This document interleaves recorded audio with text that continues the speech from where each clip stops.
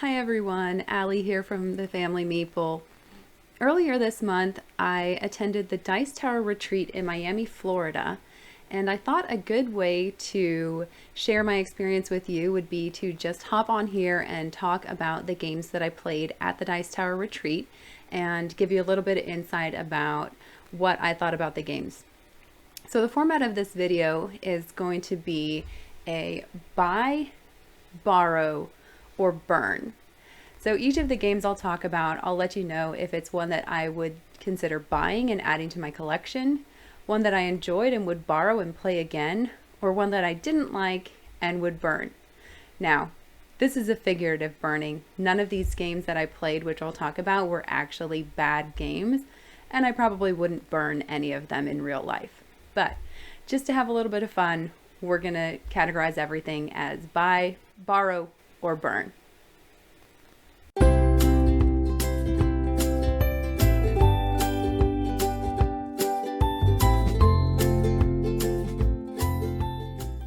Before I get started on the list of games that I played at the Dice Tower Retreat, I just wanted to do a quick shout out for some of the people that I ended up getting to meet at the Dice Tower Retreat. First up, I was very excited to meet Brandon and Lexi from All Aboard Gamer. I've been very active in their Discord chat and on their YouTube video channel, and just engaging with them about this board game hobby that we love. And so it was really exciting when Brandon and Lexi were able to attend the Dice Tower Retreat as well, and I got to meet them. If you are fans of Brandon and Lexi over at All Aboard Gamer, you may have already seen their Dice Tower wrap-up video. We originally were going to do a wrap-up together, but unfortunately the audio didn't work out after we recorded it, and Brandon had to scrap it. So they've got a solo wrap-up video over on their channel, and I'm going to be doing my own here in this video. So Brandon and Lexi, it was fantastic meeting you, and I hope that we'll be able to get together at another convention or gaming event very soon. I also want to just give an honorable mention to my mom, who flew in from Washington State all the way to Miami to join me at the Dice Tower Retreat. It was also her first time attending any sort of event like this with board gaming, and I was really happy to have her there and be able to play quite a few games with her. We typically play online like every other Saturday, or we try to get online on Saturdays and play on Board Game Arena. She lives on the opposite side of the United States from me, and so it's challenging to be able to play with her when she's not out here visiting, but we enjoy our games on Board Game Arena, and it was nice to be able to just sit and play games with her for basically 4 days. All right. Next up on my list, I wanted to just shout out Patrick and his lovely wife, Christy.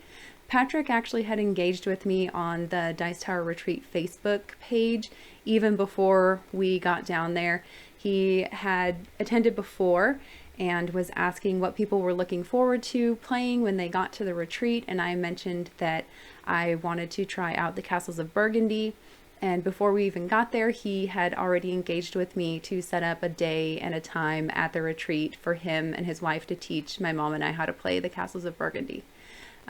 Throughout the week, we ended up playing a few more games with Patrick and Christy, and it was always such a delightful time. They are a wonderful couple, very friendly, very welcoming, and it was nice to be able to play some games with them. So Patrick and Christy, if you see this, thanks so much. We had a great time playing with you. I also wanted to shout out a gentleman that we met at the Dice Tower Retreat, and I actually got to play several games with him. And this is Mihir Shah, who is actually the designer of Viticulture World, the new cooperative expansion for viticulture. We didn't know that he was the designer of that game until already having kind of talked to him a little bit, and it came out that he had designed this expansion for viticulture. I ended up getting to play 3 games with Mihir, and every single one of them was an absolute blast.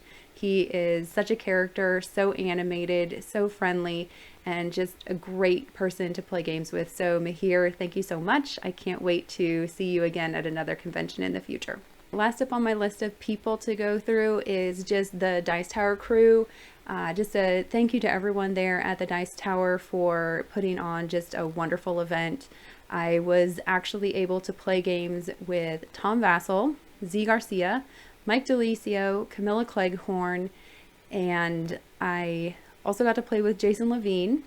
Wendy Yee taught me a game. Chris Yee was very kind and walked over and said hi when we were playing several games, and he actually played a game with my mom. And then I also got to play a game with Roy Cannaday, and I think that's it. So just to everyone at the Dice Tower for being super friendly, super welcoming. When they saw that we had badges for first time attendees, they made a point of coming up and saying hi. Particularly Tom Vassell made a point of coming up and saying, I don't think I've met you. Thanks so much for coming and seeing how we liked it. And it was a great time. So to Tom and everyone at the Dice Tower, thank you so much for the event. We had a wonderful time and I can't wait to come back next year. Okay, so let's get into the games. Just a quick recap of my time at the Dice Tower. I played 34 times during the week while I was at the Dice Tower. This was Wednesday through Sunday afternoon. It was 33 different games, of which 25 of them were new to me. First time learning them at the Dice Tower retreat. I'm just going to go through the games alphabetically. Like I said, it is 33 games, so I'm going to go fairly quickly through these and hopefully not take up too much time on each one of them. First up on the list is 51st State, the Master Set.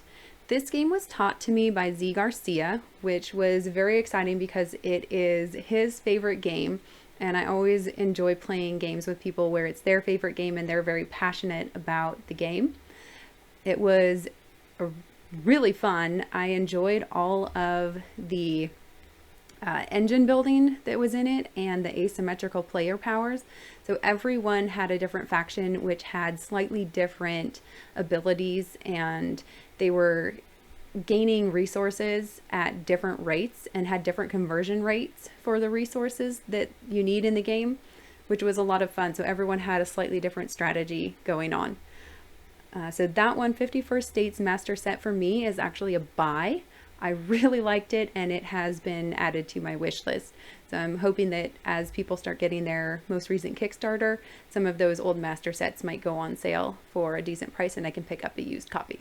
Next up is Architects of the West Kingdom. Architects of the West Kingdom was taught to me and my mother by Brandon and Lexi from All Aboard Gamer.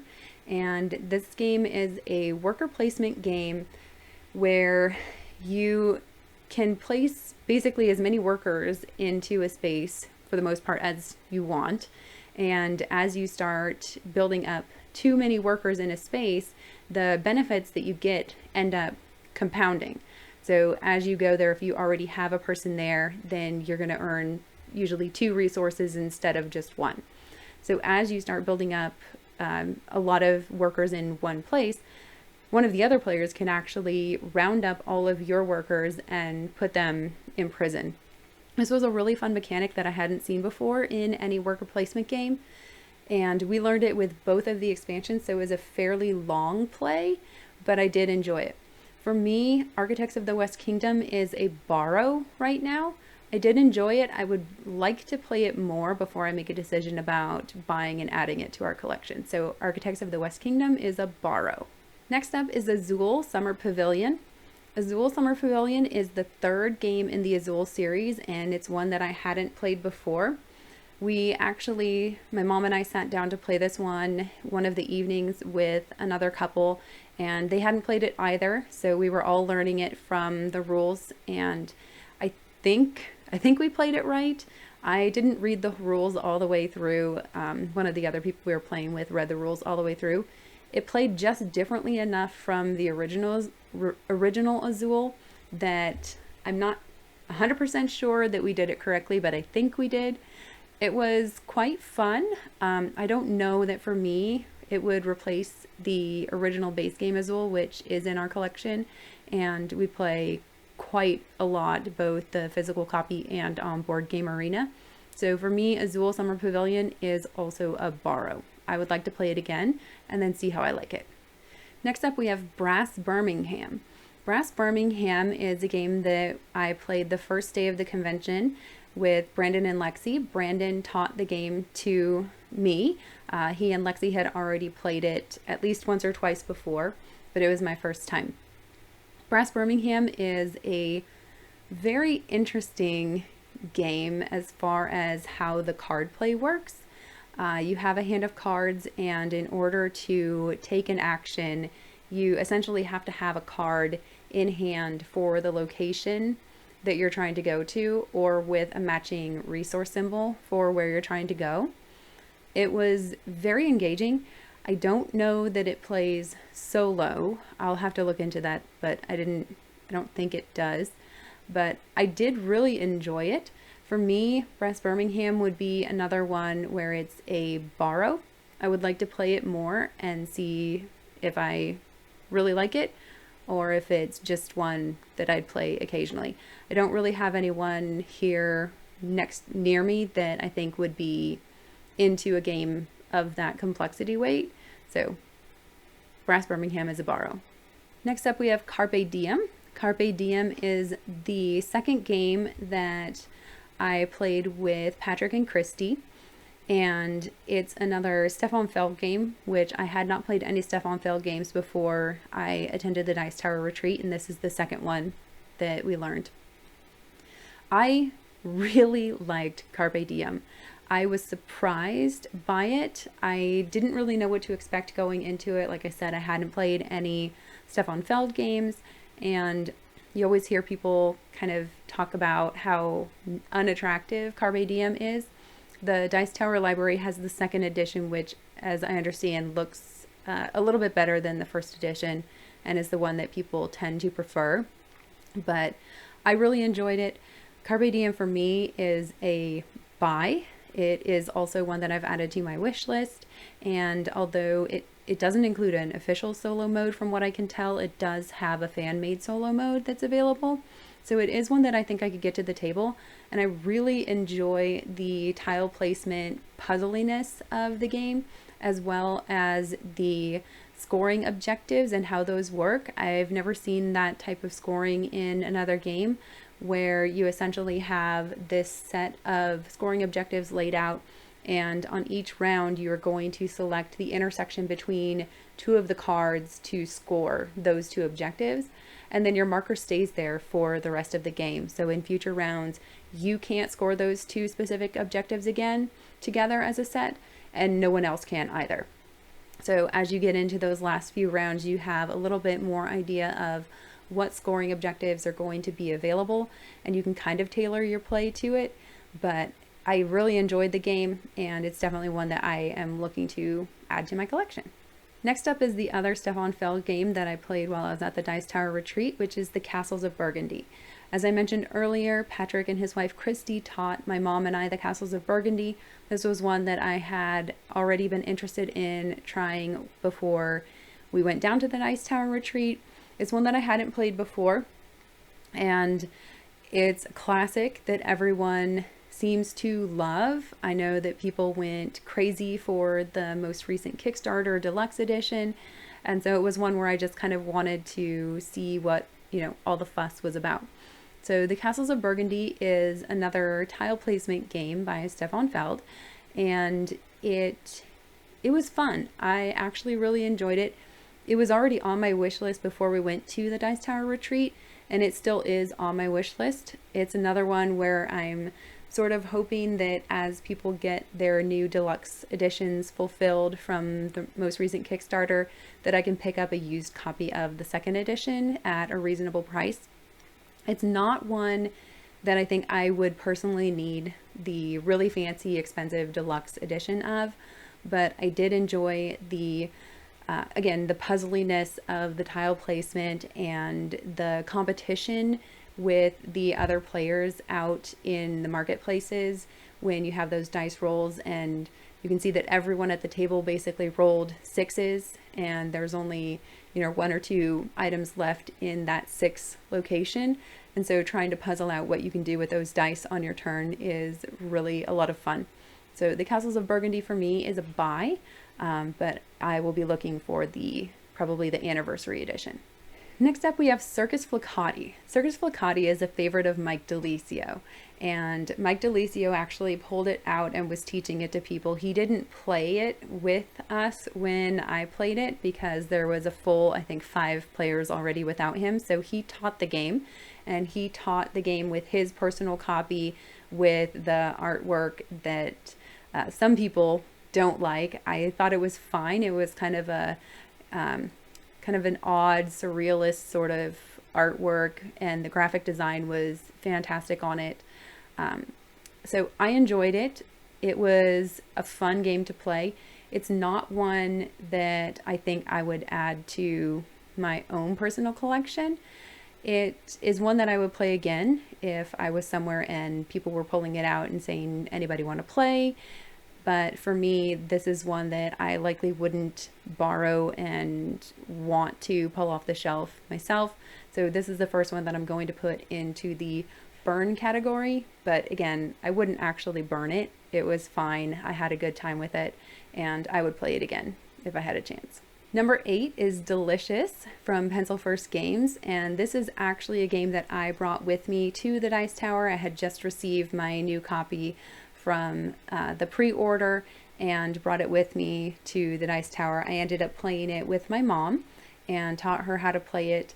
I don't think that she enjoyed it as much as I do, but it's a really fun, light roll or flip and write game with gorgeous artwork in the same line of herbaceous and floriferous and sunset over water, all of those beautiful nature themed games from Pencil First.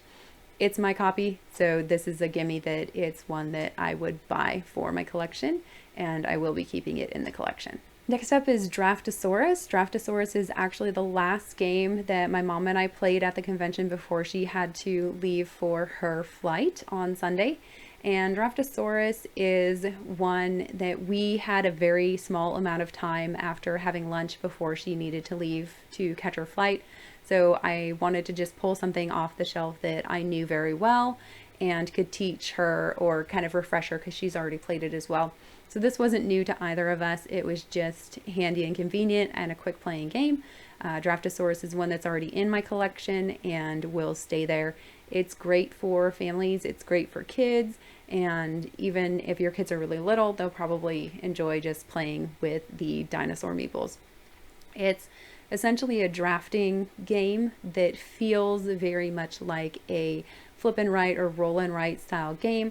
Everyone has their own board. You're going to draft dinosaurs and add dinosaurs to your board and try to make the best score that you can. So Draftosaurus, it's a buy, already in my collection.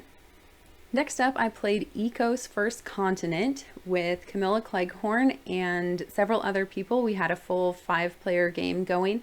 This is one where I walked into the convention space in the morning and Camilla was sitting at the main check-in desk, and I said, "Hey, do you want to teach me how to play Eco's First Continent?" And she said, "Sure." So she pulled the game off the shelf and we ended up having several more people want to jump in and join the game. I really enjoyed Eco's First Continent. I liked the bingo style mechanic of drawing those tiles out of the bag and calling out the resource, and then everyone got to mark the resource off on cards in front of them in their display. I enjoyed the turning mechanism in the game where some cards that you played were one-time use, and when you filled everything out you got to take the actions on the card and then discard the card. And then on other cards, when you filled out all of the resource locations, you would get to take the action and then you would actually turn the card 90 degrees and then it would be able to be used again. Some of the cards could be used twice, some 3 times, some 4 times before you had to discard them. And I enjoyed the puzzle of which cards do I play, how do they go together, when do I need to draw new cards, how do I maximize being able to fill out all of my resources, and I just really enjoyed it. It also has some tile placement out in the main board and has some kind of game state changing elements to it. So you would score based on animals that were out in the environment that you were creating with everyone, and inevitably someone else would have a card and play out an animal or play out a terrain that completely messes up what you were going for. And so the game state was always changing. which was really engaging. It played very quickly. It didn't take a lot of time, but it was enjoyable the entire time. So Eco's First Continent is another one that is actually in the buy category for me, and I have added it to my wish list. Next up is Escape Plan. Escape Plan is a game that I played with Brandon and Lexi and Mahir and a gentleman named Luis. So we played a full 5-player game of Escape Plan. Mahir did the teach, which was fantastic. It is a Vital Lacerda game, which if you're familiar with Vital Lacerda, he designs a lot of really heavy complexity games, and Escape Plan was no exception to that rule. Before Escape Plan, the only Lacerda game that I had played is The Gallerist, and I really enjoy The Gallerist. I like the tightness of the decision space in The Gallerist, that every single decision that you make matters, and the order that you make the decisions, or you take your turns or do your actions, matters. And Escape Plan had a lot of that same Lacerda feel to it. But unlike The Gallerist, which is generally pretty relaxing, even playing in solo and seeing, the end game get pushed towards and not being ready to finish and not being able to meet your objectives, in Escape Plan, you are all playing as bank robbers who have stored their stash of money all over the city, and your goal is to go and collect as much of your money from the different areas in the city as you can, and then get out before the end of the 3rd day. And the tenseness of this game, and I don't know if maybe it's because it was 5 players and so you had a lot of competition and there was a lot of dynamic movement of the police around the city, but it was intense, and in a good way. It was intense in a good way. By the end of the 3rd day, Mahir had gotten out. He was the first one out. He raced to the exit, and then Brandon got out, and Luis got out, and Lexi and I were still stuck in the city. And once somebody exits in that 3rd day, every turn you take after that, you have to pay $1 from your in-game money. And I had no in-game money to speak of. And then to get out, if you're not the first person to get out, you also have to pay to get out of the city. So both Lexi and I, being 4th and 5th to try to get out of the city, were paying $1 for each of our turns after that very first turn in the 3rd day. And then we also were trying to somehow scrounge up $10 of in-game money in order to be able to actually even get out if we could make it to the exit. And it came right down to the wire. Both Lexi and I had essentially given up and said, I can't do it. I can't get out. There's no way I can get out. And Mahir and Luis jumped in and made suggestions and pointed out things that we hadn't seen that not only enabled us to get out at the end, we both were able to get out, but we also scored very well. So I know that Brandon over at Oliboard Gamer was kind of frustrated by that, but it was so much fun, and it was one of my favorite plays of the Dice Tower Retreat. For me, because Escape Plan is such a heavy complexity game and such a large box, it's not one that I'm ready just yet to say I would add to my collection. I would put this one in the borrow category. I would like to try it at different player counts and possibly even try it at solo before I made a decision, but it is definitely one that I would play again. So I would certainly borrow Escape Plan and play it with other people. Next up is Fantastic Factories. Fantastic Factories is a game that I already own, so it's in the buy category and it will be staying in the collection. It is one of my favorite solo games to play. It's very quick, it's very easy to learn, the AI is super simple to run, and it's very challenging as a solo game. I have played it before multiplayer, I think once or twice, but we were walking through the convention room one evening, and there was a group of 3 people who were getting it out and reading through the rule book, and they had to sign up for players and teachers. And so I said, well, I can teach you Fantastic Factories. And I was able to sit down and teach them how to play Fantastic Factories and play through a game with them. It was a lot of fun. I enjoyed it even more. I don't know, maybe more. But I enjoyed it probably just as much multiplayer as I did solo. It changes a little bit more about what's in the market, but because so much of the game is played simultaneously, there's not a ton of player interaction. So it feels very similar in multiplayer versus solo, but you do have clear winners, and you do have to watch for people who are pushing the end of the game based on building out their 10 cards or collecting their 10 goods. So Fantastic Factories is a buy. If you haven't tried it, I suggest it. Next up is First Rat, and First Rat is one that we played right after Fantastic Factories, and it was the same group of players. When we finished up with Fantastic Factories, they said, oh, well, do you want to play First Rat? And so I just jumped in on a game of First Rat with them as well. And it was also a 5-player game, and I was last in turn order, which felt the entire game like a real detriment. And I felt the entire game like I was behind. I wasn't going to be able to catch up. I wasn't being able to get points anywhere. All of the good bonus tiles and bonus tokens felt like they'd already been taken before I even got a turn to play. I think everyone else had also already played it at least once, so I was the only one new to it. But when it got to the end of the game, I actually scored quite well. So despite the fact that I felt like I was behind for most of the game, it ended up not really being the case. And there are strategies no matter where you're at in player order. For me, First Rat is a borrow right now.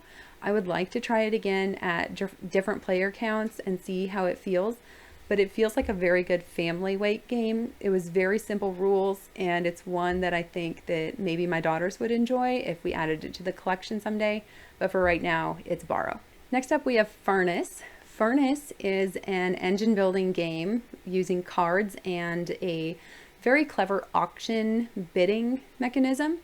I played Furnace with Brandon and Lexi and my mom, and Brandon taught this one to us. It was on a list of games that Brandon and I had put together of just what should we play together when we get to Dice Tower Retreat.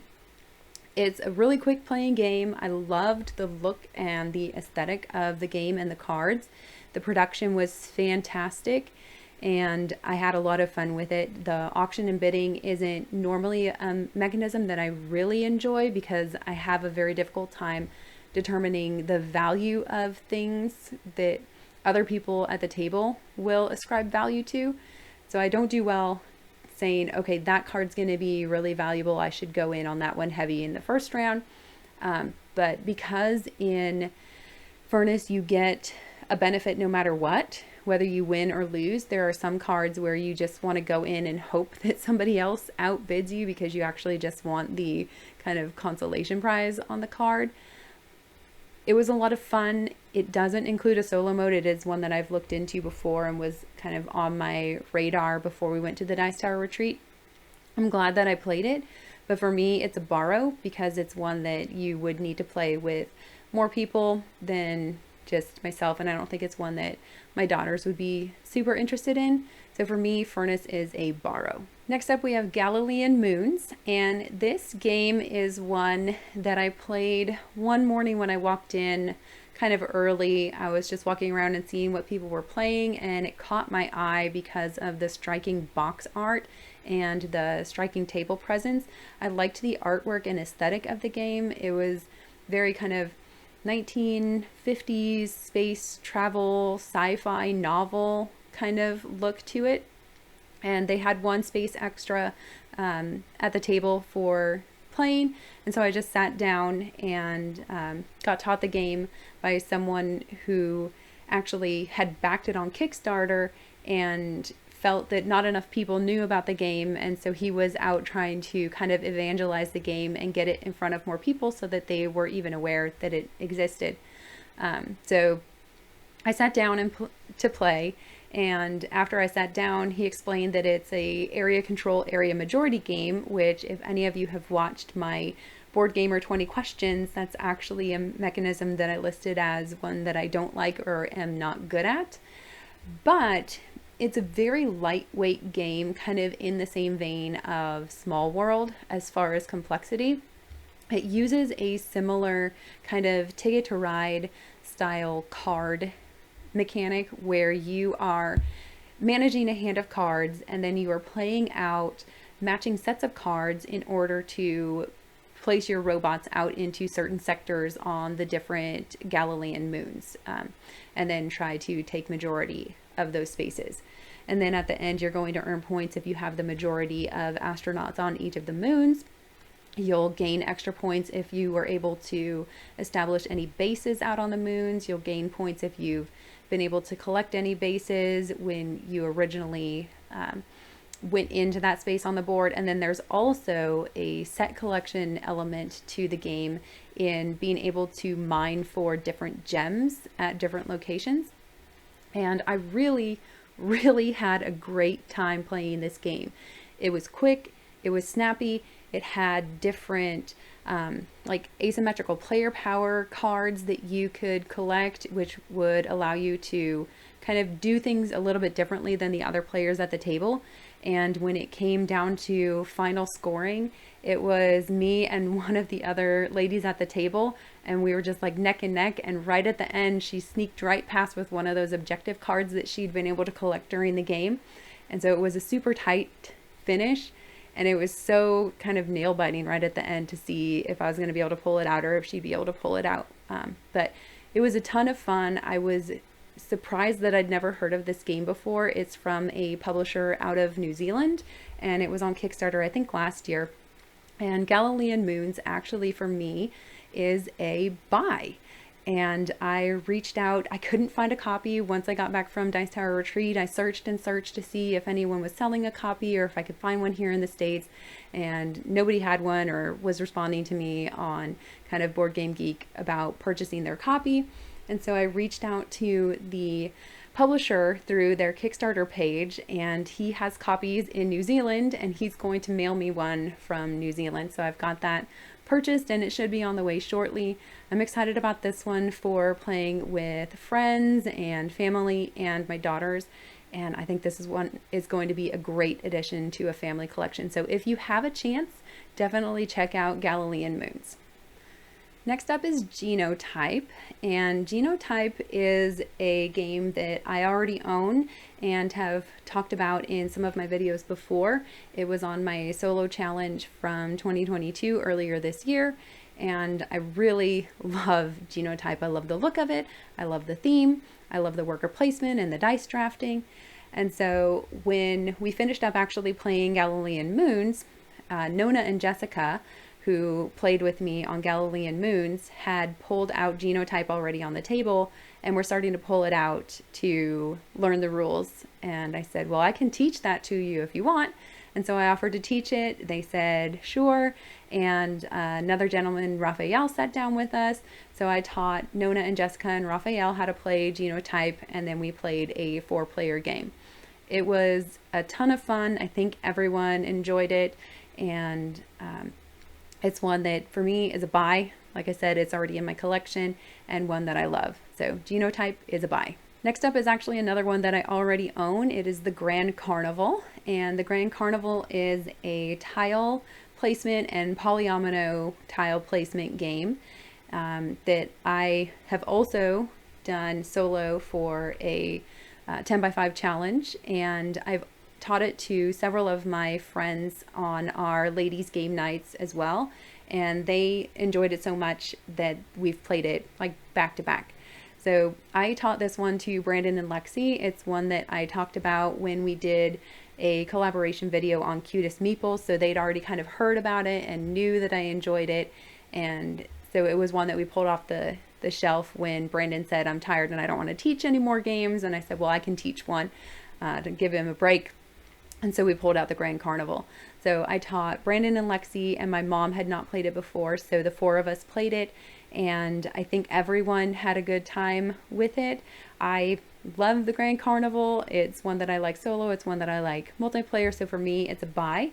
And you can check out Brandon and Lexi's Dice Tower wrap-up to hear their thoughts on the Grand Carnival, but they also had a favorable opinion of the game. So the Grand Carnival is a buy. Next up is Honey Buzz. Honey Buzz is a game that I have been wanting to try for a while. It is a worker placement and tile placement game that was published by Elf Creek Games. And one of the reasons that Honeybuzz has not been added to my collection is actually the price point. I tend to enjoy the deluxe version of games, and Honeybuzz has a deluxe version that has upgraded bits and improved pieces, which I kind of want, but it puts it into a price point that's actually pretty high, and for one that I hadn't played before, I was just kind of hesitating on Honeybuzz. But Brandon taught Honeybuzz to me. Him and Lexi played it with me, and it was fun. I felt like I didn't really understand what I was doing right at the beginning, and I made quite a few kind of stupid mistakes in how I laid out my honeycombs, not recognizing that the tiles that are out in kind of the meadow where you can collect the flowers to create nectar are limited. It doesn't refill during the game, so whatever's there is there, and if someone else snatches the last nectar tile that matches the honeycomb shape that you've built, then it's just like kind of too bad and you won't be able to fill it. So there's some strategies that you will learn as a more seasoned player that you may not catch on to right away in the game. But that's okay. That's not necessarily a bad thing in a game. In a good strategy game, players should get better the more that they play it. So Honeybuzz is one that's already been on my wish list, and it will stay on my wish list. It's one that I enjoyed. I would like to explore it more and check out the solo play. So Honeybuzz is a buy for me, but it is just on the wish list for now. Next up is It's a Wonderful World. It's a Wonderful World is actually the only game that I played twice at the Dice Tower Retreat. The first time that I played it was with Brandon and Lexi. This is one that we played before my mom got there on Wednesday. So we played it together. Brandon taught it to me, and we had a lot of fun with it. It's a nice little card drafting and engine building game. It plays really quickly. It plays over 4 rounds. So essentially you draft cards in the first round and then decide which ones you're going to recycle for resources and which ones you're going to put into your tableau to start building out. And then once everyone's done that, you run through the production on the main board. You just kind of go through each one and do a production phase, fill in things to try and complete your buildings. And then you go into the next round, you draft the other way, do the same thing, decide which ones you're going to keep, which ones you're going to build, try to complete your cards to increase your production every round. And then after 4 rounds, the person with the most points wins. It is a really nice little card game that for me ends up in the borrow category. And primarily for me, it ends up in the borrow category just because although I think it does have a solo mode, I don't know that you would be able to necessarily replicate the card drafting feel and being able to kind of see what everyone else was going for, and that little bit of strategic hate drafting of, well, I better not hand this to you because this is exactly what you're looking for. So for me, it's a borrow. I would like to play it. I enjoyed playing it enough that I played it twice at the Dice Tower Retreat and would play it again with multiplayer. Next up is Just One. Just One is a great late night convention game, and that's exactly the situation that I played this game in. After we finished up playing First Rat, it was quite late, and although we had originally talked about starting a game of Deception Murder in Hong Kong, it was so late that people had kind of started tiring out and were looking for something a bit lighter. So we pulled out Just One, and there were actually 11 people playing the game, and we were writing on clover cards and the Just One little stands, and it was so much fun. It's always fun. Just One is a game that's already in my collection, so it's a buy for me if you have any sort of a larger group or you just want a game that works well in a casual situation. It works fantastic for that.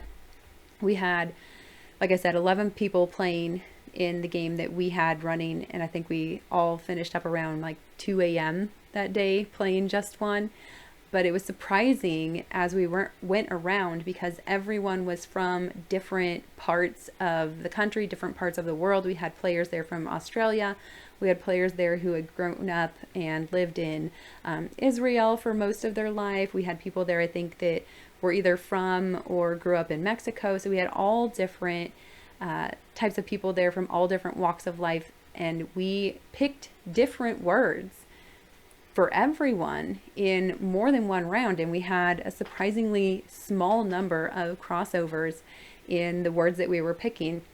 And for those of you that have played the game before, if you have any crossovers in the clues that you're giving in just one, they get thrown out, so they don't get used and the person won't have them in order to guess what the secret word is. But it was so fun when people matched, and you'd have that moment of, oh, you think just like me. So that was a ton of fun. Just One is definitely one to check out. Then we have Merchants of the Dark Road. And again, this is one that I played with Brandon and Lexi and my mom. And Brandon taught this game. It was on our list of games that we wanted to play together at the Dice Tower Retreat. So it's one that he pulled out. And it was, I don't know, fairly late in the evening, like maybe 9, 10 o'clock. So we finished it fairly late. But Brandon was so excited to teach this game to me. He loves this game, has so much fun with it, and thought that I was going to love it. And we got to playing, and I was not enjoying this game at all. So for me, we'll just put it out there. For me, Merchants of the Dark Road is a burn game. For me, I gave it 5 out of 10 stars on Board Game Geek. I thought it was fine.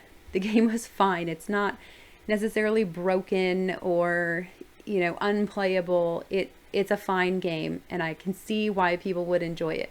But for me, you had kind of half of the game where you're planning out bumping your dice through your wagon and taking actions and trying to plan as you're moving around the different areas of the city and loading up your cart and getting different passengers and kind of building everything up and planning towards making these big deliveries in this. It's essentially a pick up and deliver game, to then go out into the dark road and just get completely wrecked with bad dice rolls. And this was another game where I was last in turn order, which sometimes turn order doesn't make a big difference, but I feel like in Merchants of the Dark Road it did, because I constantly felt in this game that I was trying to catch up with all of the other players as they were going out and they were making deliveries to the dark road. They were a turn ahead of me. And so if they were going somewhere that I wanted to go to, I was like, okay, well, fine, I'll just tag along so I can try to catch up in the turn order and not be so far behind in being able to deliver the goods from my cart. And then because I was tagging along and not leading the expedition, then all of the bad dice rolls would come to me. And I personally thought that the dice mitigation options that are in the game were very, very hard to come by. They were not easy to acquire. The lanterns or the other pieces where you could mitigate some of those bad dice rolls or bad luck. And it just, for me, was extremely frustrating. There was even one time where we went out into the dark road and I had gone along with someone else on their trip, and Brandon said, okay, who's delivering? Allie, are you delivering? And I was like, nope. And he's like, well, why did you go then? And I said, well, I had the stuff to deliver and then it got taken.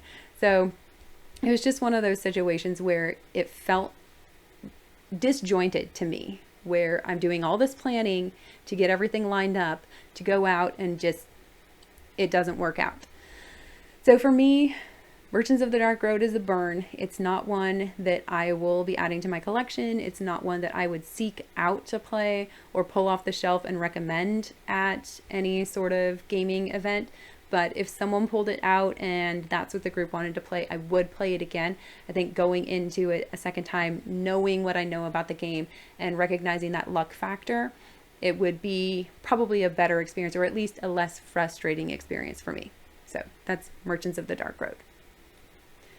Then we have Monster Baby Rescue, which is a very lightweight family game by Vladimir Suchy. And this is one that I have had on my wish list for quite a while as one to potentially pick up for my daughters. My daughters are 7 and 8, almost 9. And I personally really enjoy a lot of designs by Vladimir Suchy, but his games are usually more mid to mid heavyweight for complexity, and certainly not something that my daughters could play with me, and maybe not even something that my friends or my mom or more casual gamers would want to play with me, so they're typically ones that I play solo. So when I saw that they had Monster Baby Rescue in the Dice Tower library, I thought it was a perfect time to pull it out with my mom and check it out and see what we thought of it. And we played this one with one other gentleman. He sat down with us and wanted to play it, so we played it together, and it is very light. It's definitely very light. It is probably perfect for kids that are actually my kids' age. There's enough decision space and agency in the game to keep it engaging for adults. We actually, all three of us, enjoyed our play of it. It was very fun. And for me, this one was already on the wish list and continues to be on the wish list. It's a buy for me, but it's one that my mom has already indicated that she will likely pick up to gift to her granddaughters for Christmas, because she enjoyed it so much that she thought she would have a great time playing it with them. So Monster Baby Rescue, a very light, fun family game designed by Vladimir Suchy, is a buy. Next up is Obsession. Obsession is a game that is constantly being talked about in the solo board game groups and in the multiplayer board game groups. Everyone is talking about Obsession. It's kind of like they're obsessed, but you know. So Obsession is a Victorian England, I think is the time setting. It's essentially Downton Abbey, the board game. And I didn't really know a lot about it before going down to the Dice Tower retreat. It wasn't necessarily on my list of games to play while we were there. But while we were there, my mom and I had some time in the morning just to ourselves to play a game. And I thought that she would enjoy the theme of the game. And so I went and pulled it out. A very nice gentleman named Cameron came over and taught it to us. He wasn't able to sit down and play it with us, but he said, I can teach you the game. So he taught us the game, and then we went ahead and played it. I really liked the play of Obsession because it was our first game, and it was Sunday morning, the last day of the convention, and we knew that we had flights later in the afternoon. We decided to play the short game version of it, and I think that actually was a little bit detrimental. I walked away from the game feeling very kind of lukewarm on it and not sure how I felt. I think that if I played it again, I would want to play it with the full length, long version of the game, because it felt like the tiles that were in the bag, they just didn't come out. So I had quite a few objective cards that I was working towards, and the rooms just never came out. They just never showed up. There's a section of the board that basically, as you get further into the game, the level 1 and 2 tiles, I think, and like some of the different tiles are supposed to move out of the market and into these other cheaper spaces. We never had any tiles in there because they just never came out. After we reached that phase of the game, we never pulled any level 1 tiles. We never pulled any of the, I think they're the blue service tiles, whichever ones they were that were supposed to go there. We never saw any. So I think in the longer game, you would see more of those tiles and you would be able to complete more of those objectives, which would be more engaging and more fun. The other thing is that despite the fact that Cameron actually did a pretty good job on the teach, there's some kind of little fiddly rules on how you address certain special events as you move through the round tracker. And the events weren't called out in any sort of like player aid. And I think they have the first edition, so these may be things that have been corrected in the second edition of the game. I'm not completely sure. But they had very good player aids and very good instructions on your player board on what you do on your turn, which were easy to follow, and you could just kind of go through step by step by step, and we didn't have any trouble with our main turns. But when we got to these special events, I found that I had to constantly go back into the rule book to try to figure out what we were doing and make sure we weren't missing any steps. And the rulebook layout was not very conducive to having to go back and check mid-game and look for these kind of like off, it's not even really off, trying to look for these specific sections and what to do. So for me, Obsession is on the wish list. So it is a kind of soft in between borrow and buy.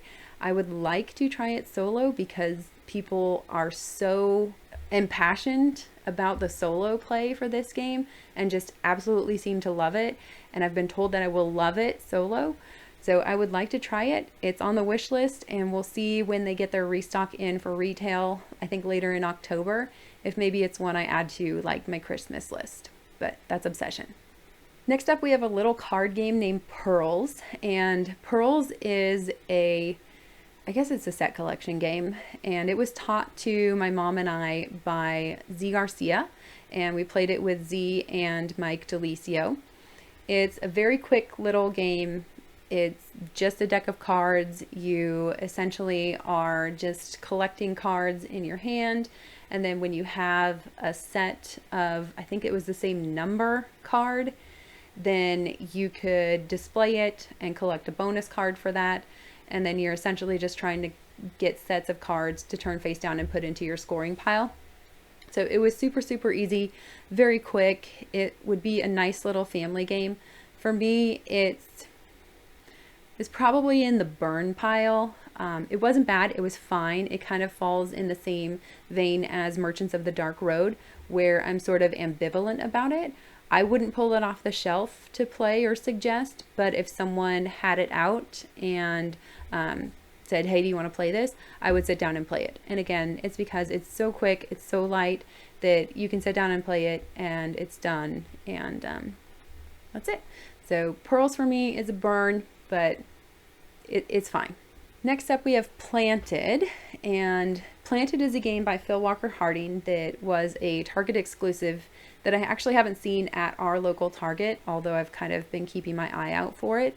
When it first came out, it caught my attention just because it's a nature themed game, and Phil Walker Harding tends to do very light kind of casual entry-level games that work well for introducing people to the hobby. So it was one that caught my eye. The artwork looks really nice. The components look like they're, top quality, and all of those things are true. When we played it, it has fantastic artwork. It has very nice components, and it was fun to play. The game does not include a solo mode, and so this one for me is a borrow. It's one that I would play if I had the opportunity, but it's not one that I'm going to be looking to add to our collection. It's one that I would be able to play like with my friends if they came over. It's one that I would be able to introduce them to. If I wanted to introduce them to like a drafting mechanism, it would work really well. So if you are looking for a game to have on hand for casual gaming, new gamers, family game night with people that don't generally play a lot of games or aren't into heavy games, this is a perfect one to start with. It works really well, and we both enjoyed it. But for me, I just already have a lot of games in my collection that fill that spot. And so for me, this is just, I'll borrow and play it when I get the opportunity. Next up is Santa Maria. Santa Maria is a mid-weight Euro style. It's a dice, kind of a dice worker placement and tile placement game. And this is from the same designers as The Magnificent, which is one of my all-time favorite games. Santa Maria was on my list of games to play for that reason. I kind of had it on my radar to see if it was one that I would like. It does include a solo mode in the box, so I wanted to see how I liked it at the Dice Tower Retreat. It's one that I learned from the rulebook at the Dice Tower Retreat. My mom played it with me, and then one other gentleman sat down and learned it with us, so I taught it from the rulebook at the retreat. And I really liked this game. It was so much fun. I'm not surprised that I liked it because I like so many other things by this design team. Unfortunately, it is very difficult to find in the States right now. You can order it from Aporta Games through their distributor in France called Madigo, but the shipping from there is like really expensive. So it's on my wish list. It had kind of already been on the wish list, and it still will be there. It didn't move off by any means, but it's one that I'm just going to keep my eye out for, probably a used copy here in the States, so that I can get it to the table for a little bit less than having to order it from France. It is really a lot of fun, and I liked the puzzly nature of trying to figure out how to create strong columns and rows of actions that worked well together. And the gentleman that we played with, he very early on was able to build up a really good resource creation engine, and was able to just ship resources and ship resources and ship resources, and pulled ahead pretty handily from myself and my mom. But it was still so much fun to play, and I would recommend checking it out if you have a chance. All right, the first game that I played at the Dice Tower Retreat after walking right in off of the plane was with Brandon and Lexi, and it was Shelfie Stacker. And this is a game that wasn't on our list of ones to play. I'm actually not sure how Brandon and Lexi picked that one out, but when I walked into the room after arriving, I saw them. They'd already sat down and had it set up, so I just jumped in and we played 3 players. Brandon taught the game from the rule book. Neither Brandon or Lexi had played it before either, and it's kind of similar to Sagrada in that it is a dice drafting and then dice placement game. So you have your little personal player board where you're going to be setting all of your dice out, and there's rules as to where you can set your dice. So you can set them only one color per column, and then it has to go in ascending order of pip values. So you want to have the low ones at the bottom and then the higher ones at the top.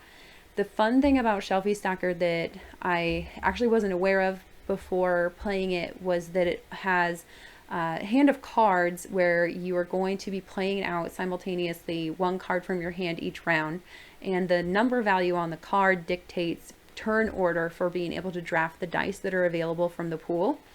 But then each of those cards also has a special ability associated with it. And so you can either use the special ability on the turn that you play it, or you can keep it and use it anytime you want to. Most of them are just one-time use, and then once you've used it, you just turn it over, or, you know, move it to the side to indicate that you've already used it.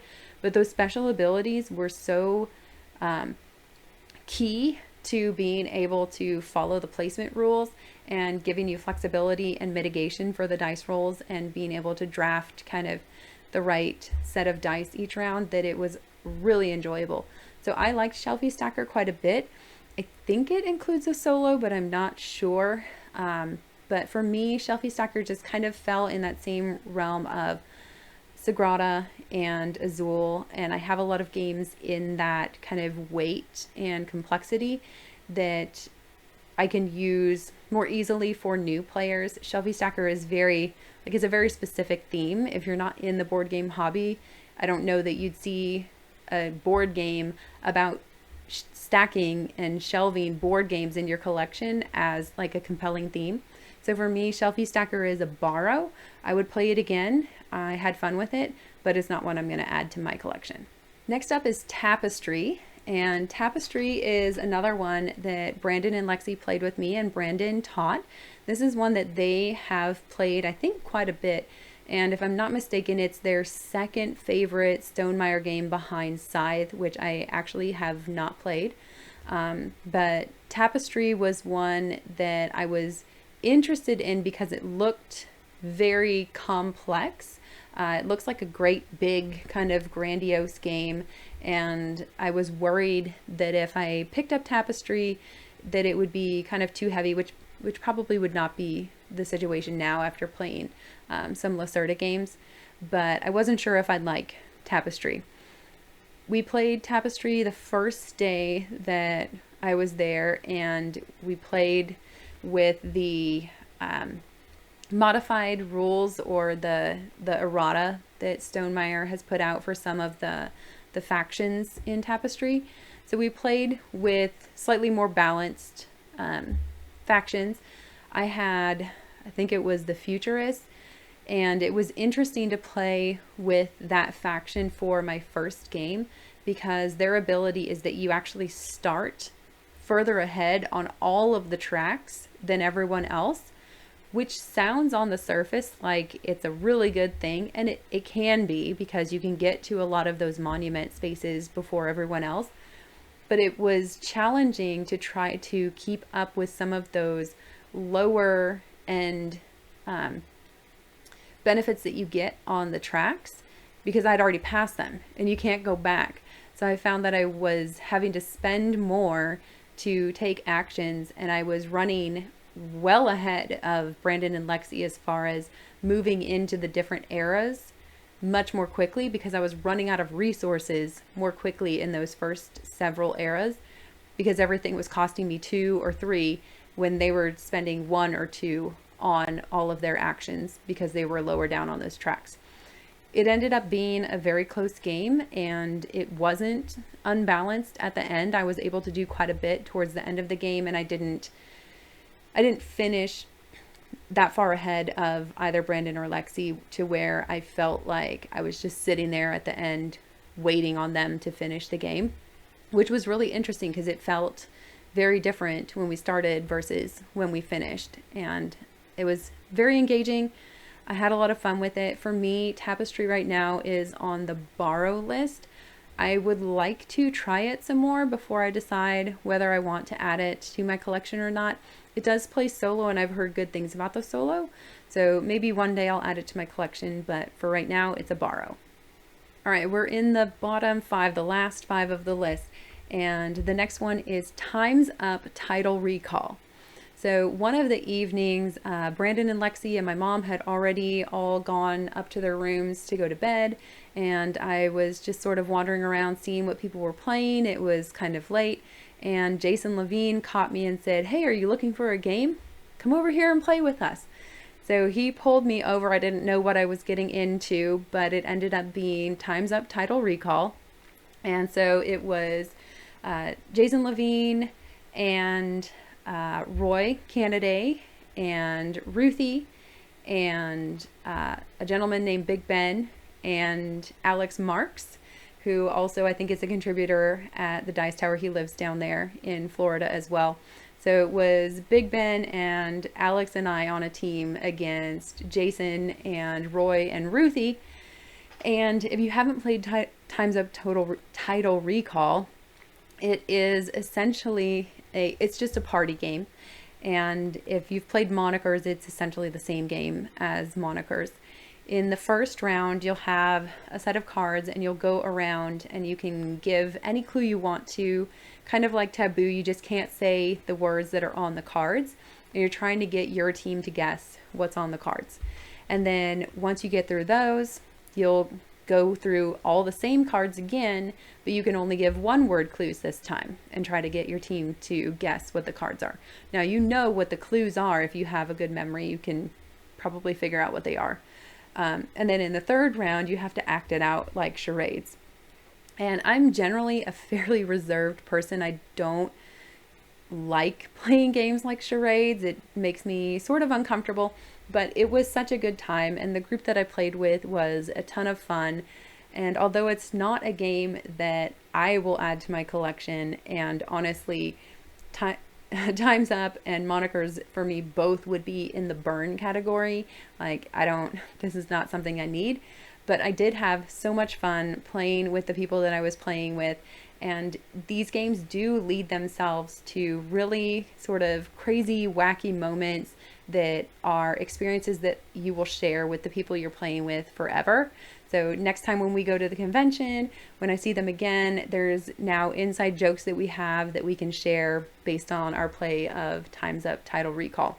So for me, it's a burn. I don't care for games like this, generally speaking, but I did have a fun time playing with the people I played with. Next up is Tiny Epic Western. This is actually the last game that we played at the convention. I played with Brandon and Lexi and Mahir, and Mahir taught this one. I had just come back into the room after saying goodbye to my mom, who was leaving a little bit earlier, and they had already set up Tiny Epic Western. I've already played this one. I actually own it. You can see it probably on the shelf behind me with my other Tiny Epic games. Tiny Epic Western is probably my favorite of the Tiny Epic games. I had only ever played it solo though. I hadn't played it multiplayer.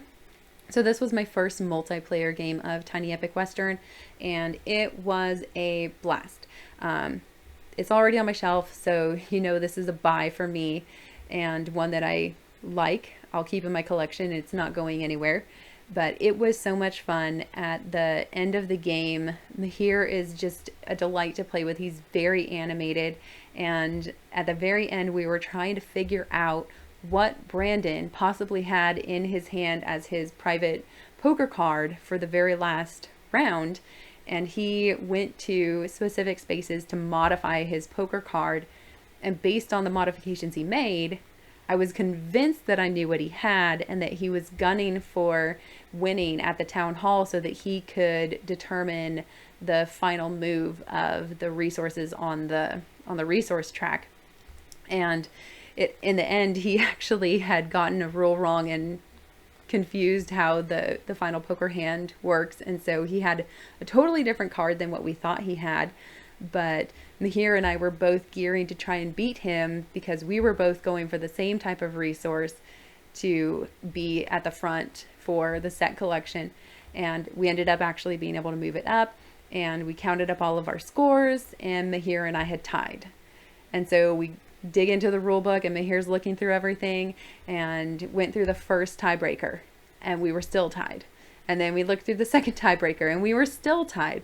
And we went through the third tiebreaker, and I don't think there was one. And at that point, it just said you share the victory. And so the end of the convention was Mahir and I sharing the victory on Tiny Epic Western. It was so much fun. I would absolutely play it again. If you like worker placement games and you like games that utilize poker hands in unique and interesting ways, it's one that I would highly recommend checking out. It can be kind of lucky and it can be kind of mean, so I know Lexi didn't enjoy it as much as the rest of us did, but if you're okay with that, or you know going in that that's the type of game it is, then it's one that I would recommend checking out, Tiny Epic Western. All right, then we have Trekking Through History. Trekking Through History is the newest game from the company that did Trekking the National Parks and Trekking the World. I have not played either of those two before, but I would like to play them at some point. Trekking Through History is a set collection card game. It's very, very, very simple, very light game. You essentially are collecting a card on your turn and then collecting the associated resources and trying to fill out the board in front of you with the resources to collect bonus points. And then you're trying to collect cards that go in order by date. And each of the cards is a different historical event. It has facts about it on the back. And the game was fine. It was okay. It wasn't one of my favorites of the convention. For me, it kind of falls right in between Borrow and Burn. I think we'll lean towards Burn. I don't know that I would want to play this one again. It was too light. It kind of just floated away, as people say, and there just wasn't a lot of substance there or strategy.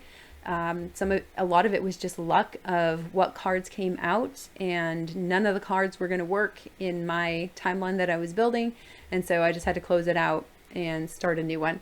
So Trekking Through History was a bit of a miss for me. We'll put it in the burn list. Next up is Vabanque. Vabanque is an auction bidding style game that Tom Vassell taught to me and several other people.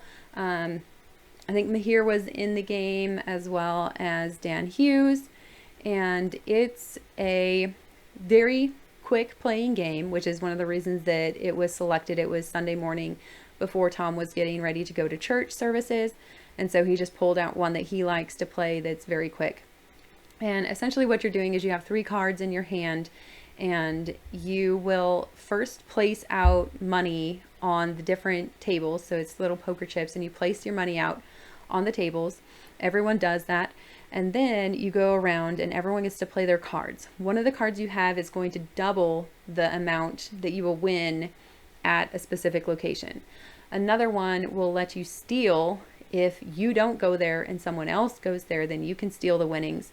And then the third one is just a bluff card. It's a blank. So you will play out your cards face down to each of the table locations. Then you get to move your marker. And I think there's a limit on how many spaces you can move, but you'll move your marker to one of the tables, and then you'll reveal all of the cards and then earn income based on the combination of the cards and the chips on the table. And each round you'll place out more valuable chips and then just repeat and move around and collect income after each of the rounds. It's very simple. It's very lucky. So there was not a ton of strategy unless you're very good at kind of calling people's bluffs or knowing what their tells are and being able to anticipate when they're putting out the steal and when they're putting out the 2 times. You might be able to get good at this game if you were playing with the same people regularly. For me, Vabanque goes on the burn pile. It's not one that I would seek out again. Auction and bidding games like that are just kind of not my style of game and not something that I really enjoy, but it was fine. I had a good time playing with everyone that was there, and if it came out again, I would play it again, but it's not one that I would pull out or recommend. All right, that brings us to the last game that I played at the Dice Tower Retreat. The last game that is on the list is Welcome To. And Welcome To is a game that's already in my collection and is actually my most played game of all time. I have played Welcome To over 100 times, including the play at the Dice Tower, and it's one that I was able to teach. So I taught Welcome to Brandon and Lexi, and then my mom played too, but my mom and I play it a lot on Board Game Arena, so she and I were veterans of Welcome To and knew how to play it. And between myself and my mom, we taught Brandon and Lexi how to play. They had played it once before, but had been taught either incorrectly or just not well. So they didn't feel like they understood the game, and they did not enjoy it the first time that they played it. So it was one that they had wanted to give another try to because they knew it was one that I enjoyed and that my mom and I play all the time. So we pulled it out, we taught it to them, and they both had a really great time with it. My mom and I always have a good time with it. So this one is definitely in the buy stack for me. It's one that likely will never leave my collection. It's just so simple and so fun to introduce new people to, and it's one that just kind of never gets old. I play it and play it and play it, and I keep coming back to it. So hopefully it's one that Brandon and Lexi enjoyed, and we'll be able to either get a copy of that one for their collection or potentially get a copy of Welcome to the Moon, which is very similar, but I'm wondering if they might even like that one better. So that is the 33 games that I played at the Dice Tower Retreat in Miami earlier in September. If you enjoyed this video, please give it a thumbs up and subscribe if you're not already subscribed to the channel, and then leave me a comment down below. What games did I miss at the Dice Tower Retreat? Which ones should I have played that I wasn't able to get to? I'm sure that list is very extensive. Of the ones that I played, do you have any that were your favorites, or which ones would you buy, borrow, or burn on the list? Or am I totally off base and the ones I said I was going to burn I should have bought, and the ones I say I'm going to buy or want to buy I should burn? You tell me below. Anyway, thanks for joining me today. Again, this is Allie from the Family Meeple. Until next time, have a great time playing games with your family and your friends and even solo. Bye.